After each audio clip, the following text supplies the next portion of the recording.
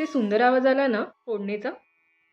कधी असा विचार केला आहे का, की घरात कितीही पदार्थ असले तरी जेवणात जर थोडासा मिरचीचा ठेचा असेल तर सगळ्यांची पहिली नजर त्यावरच जाते, नाही का?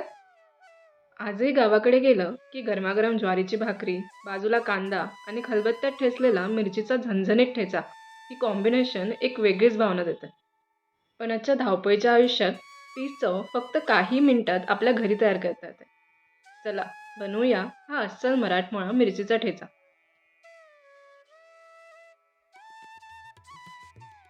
त्यासाठी मी इथे 12 ते 15 हिरव्या मिरच्या घेतल्या, 10 ते 12 लसणाच्या पाकळ्या घेतल्या आहे आणि सोबतच कोथिंबीरसुद्धा घेतली आहे.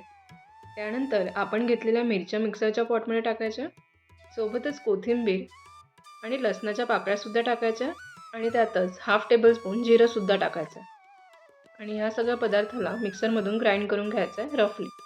रफली म्हणजे एकदम फाईन पेस्ट नाही पाहिजे त्याची, अशी रवाळ पेस्ट पाहिजे, जेणेकरून ठेचा खाताना आपल्याला रुचकर लागेल. त्यानंतर ही पेस्ट म्हणजेच हा ठेचा एका वाटीत आपल्याला काढून घ्यायचा आहे. त्यासाठी आपण इथे स्टीलची वाटी किंवा काचेची वाटी यूज करू शकतो. बघा किती छान दिसतो ना ठेचा, पण अजून तयार व्हायचं आहे बरं का. त्यानंतर यात आपल्याला टाकायचं आहे चवीनुसार मीठ. त्यानंतर मी इथे 3 ते 4 टेबलस्पून तेल घेतलेलं आहे. त्याला छान कडक गरम करून घ्यायचं आहे आणि ते त्या ठेच्यामध्ये टाकायचं आहे आणि लगेच ठेचा झाकून घ्यायचा आहे, साधारणतः 5 मिनिटासाठी. अशी फोडणी दिल्याने मिरची पोटाला बाधत नाही आणि त्याची चव पण छान लागते. आणि बस, तयार आहे असा ठेचा जो साध्या वरण भातालाही मेजवानी बनवतो. काही पदार्थ पोट भरतात, पण काही पदार्थ आठवणी जपतात आणि मिरचीचा ठेचा हा त्यापैकीच एक. तुमच्या घरी ठेचा कसा बनवतात हे खाली कमेंट करून नक्की सांगा. चला, तर वेळ झाली आहे आजच्या सुविचाराची.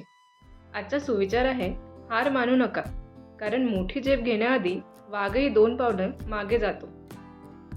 व्हिडिओ शेवटपर्यंत पाहिल्याबद्दल मनःपूर्वक धन्यवाद. अशा स्वादिष्ट आणि सोप्या महाराष्ट्रीयन रेसिपीजसाठी मयुरीज महाराष्ट्रीयन रेसिपीज मराठी चॅनलला सबस्क्राईब करा आणि बेल आयकन नक्की दाबा, जेणेकरून प्रत्येक नवीन रेसिपीची माहिती तुम्हाला सर्वात आधी मिळेल. पुन्हा भेटूया एका नवीन आणि खास चविष्ट रेसिपीसह. धन्यवाद.